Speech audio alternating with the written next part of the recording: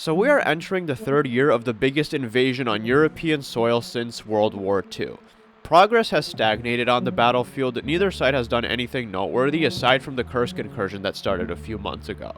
America and its allies maintain that they are committed to support Ukraine until it takes back everything that was stolen from it, and while we are gradually seeing more and more equipment be delivered to them, this whole strategy is really not that effective. Don't get me wrong, it is going to work in the long run, but the issue with having somebody else fight with your equipment is that it generally takes a lot of time, a lot of money, and a lot of bodies to achieve the desired outcome. Just a few weeks ago, the total amount of casualties has reached 1 million, and this strategy requires consistency too, which we do not always have. Just a few months ago, Ukraine was having serious ammo shortages because the aid package they needed was stuck on the house floor for a long time. Now, thankfully it did pass, but that just goes to show how unstable and inefficient this whole approach is. But there is another way to go about this, one that will save countless lives, save us lots of time and money, and will teach this new ragtag axis of losers to stay the fuck out of other countries for good. We simply have to do what we did back in 1991. You see, at the time, Saddam Hussein owed a huge debt to Kuwait after he finished fighting the Iran-Iraq War, and after Kuwait refused to forgive the debt, he decided to launch a full-scale invasion into the country in order to cancel that debt and secure their oil fields. Upon launching the invasion, Saddam proclaimed that Kuwait is not a real country, it doesn't deserve to exist, and that it was always destined to be a part of Iraq. Kind of like what a certain someone says about Ukraine pretty often. Now, of course, this being the huge breach of international law that it was, America and its allies decided to step in, and they stepped in hard. Within just a few days, a coalition of 42 different countries with America at the helm amassed over 900,000 troops on the Saudi border with Iraq as part of Operation Desert Shield. On January 17, 1991, after Saddam had refused to withdraw his troops, the operation that we all know today as Desert Storm commenced, in which America and several other countries drove Iraq the fuck out of Kuwait. And that was the last time Iraq ever touched it. A similar operation, if it were to be executed in Ukraine, will be able to drive Russia out of the country in a matter of days, with minimal casualties on our side. And it will send a clear message to Russia, China, Iran, and any of their other buddies to not even think about putting their hands on other countries. The only reason this hasn't happened yet is because Western leaders have this incredibly stupid, irrational fear that if we were to kick Russia out of Ukraine, Putin would throw a hissy fit and nuke everyone in response. Of course we would nuke him back, so essentially he would just get everyone, including himself, killed in the process. He could just, live out the rest of his days in the Kremlin, oppressing his people to his heart's content until he eventually dies a peaceful death surrounded by his friends and family, or he can just nuke everybody in himself, to own the libs or whatever. Do you guys realize just how cartoony and unrealistic that is? This man who spends so much time and effort rigging elections, assassinating rivals, sitting at these 60-foot tables away from other world leaders is gonna throw all of that away just to stick it to the West? This is not a man willing to die for his cause. Oh, but Hitler killed himself. Yeah, because his country was completely taken over. The Allies had already reached the capital, and it was a matter of days before they would reach his bunker, pull him out, and have him executed. The guy had nothing left to lose. Now, yes, if we actually tried invading Russia proper to take over Moscow and overthrow Putin, he would go nuclear, because in that case he would have nothing left to lose. But in this case, Putin will have a hell of a lot to lose after getting kicked out of Ukraine, and he's not going to give it all up just to get revenge. Hell, he won't even live long enough to feel the gratification of said revenge, because he and his whole family would be vaporized within minutes. Did Saddam kill himself after getting kicked out of Kuwait? No, and that guy was arguably more unhinged than Putin is. Putin is crazy, yes, he's delusional, but he's not suicidal. And besides, the current strategy we're employing also sees Ukraine kicking Russia out of its borders and getting back everything they stole. If Russia is to nuke everyone in response to getting kicked out of Ukraine, as you guys are all saying, they would do that regardless of who kicks them out, especially since they already consider Ukraine to be a puppet of the West or whatever. So then, pardon me, what difference does it make if we kick Russia out of Ukraine, or if Ukraine kicks them out of Ukraine?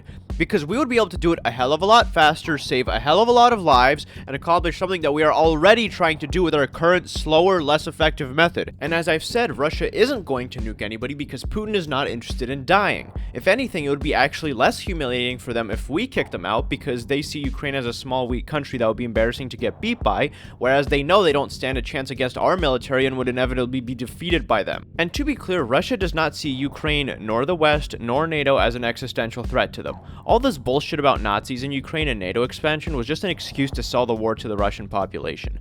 The one simple reason he's invading Ukraine is that he's mad that they are trying to escape Russian influence. I mean, think about it. Why didn't Russia try to invade Finland to stop them from joining NATO? Or the Baltics in 2004? Because Russia does not have as many historical, cultural, and political ties with them as they do with Ukraine. He doesn't see Ukraine as a threat. He doesn't see them as a liability. He's just mad that Russia won't be able to control them anymore. Now, obviously, him seeing Ukraine or NATO as a threat would not make the invasion any more justified. I'm just saying that, in response to getting defeated in Ukraine and Ukraine joining NATO, he's not going to be like, oh, well, now NATO is going to invade us in a matter of months, so we're just going to nuke everybody because we have nothing left to lose. Like, that's just not going to happen. If we are to kick him out of Ukraine, the whole thing would be very straightforward.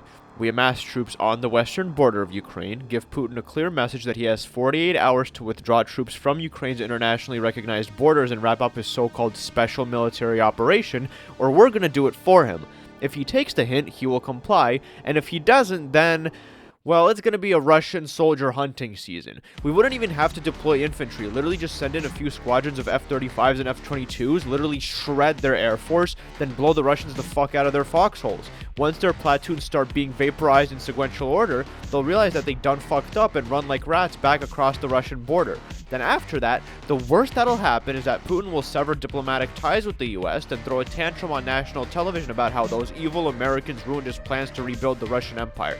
That's it. And I'm tired of people pretending otherwise. Now, yes, this will hurt Putin's reputation, but this guy has done so much to hurt his reputation over the last 25 years, and every single time nothing has happened to him. Every time the Russians have forgiven him, and they'll forgive him this time. He's just gonna assassinate some more of his enemies, and then it's back to business as usual.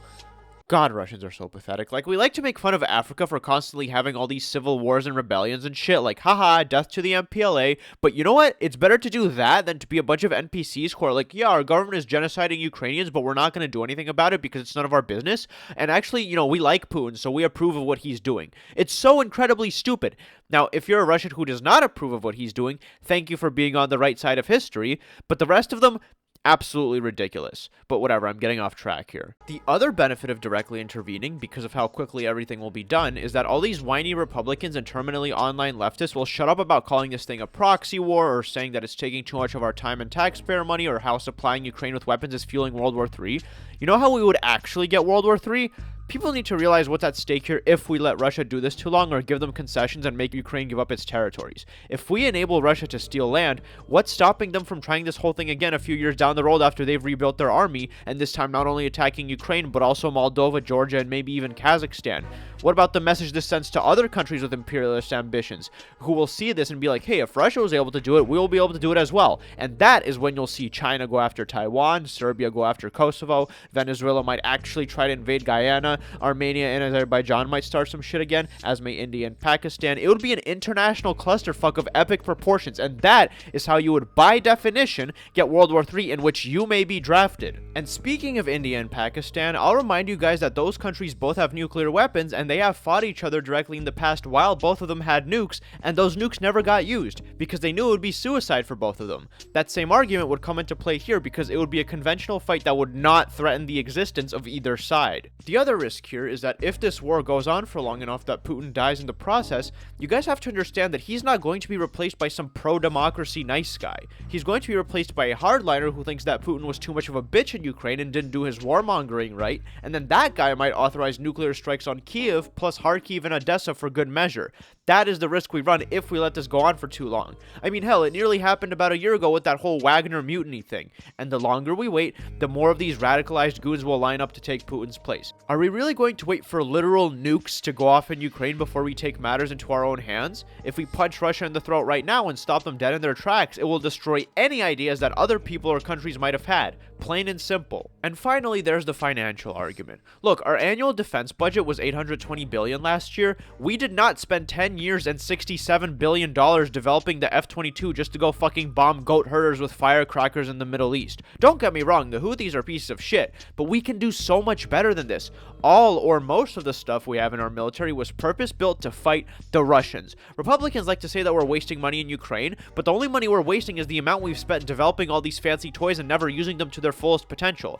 So how about we stop tiptoeing around these guys just because they have some spooky mushroom cloud bombs and use these weapons how they were intended to be used? used. When Teddy Roosevelt said to speak softly and carry a big stick, he didn't mean carry it and never actually use it. I honestly hate our foreign policy towards nuclear states. Like, if a country only has conventional weapons, then we're ready to go in there and absolutely destroy them and kick their ass, but if they happen to have a bomb with some uranium inside, that's when we bury our heads in the sand and say, oh no, that's too scary, we don't fuck with that. It's such a pussy-ass attitude. The strongest military in human history is literally scared of a rock. Like, obviously nuclear weapons are extremely destructive and we should avoid using them as best as we can, but that doesn't mean completely backing off when facing anyone who has them. That's not a policy of strength and resolve, that's a policy of cowardice. As I've already said, as long as a country's leadership and general existence is not threatened, they won't resort to nuclear strikes. If somebody needs to be punched in the nose, you gotta punch him in the nose, nuclear weapons or not. So far, the only person who seems to understand this is the president of France, and I greatly respect him for that, and more people need to side with him on this. Even the aid we're currently sending Ukraine is pathetic. We gave them 31 Abrams tanks when they need 100 times that number. Instead of sending them F-16s fresh out of factories by the hundreds, maybe even a few F-35s, we're hiding behind third parties like Belgium and the Netherlands, asking them to donate their old F-16s instead.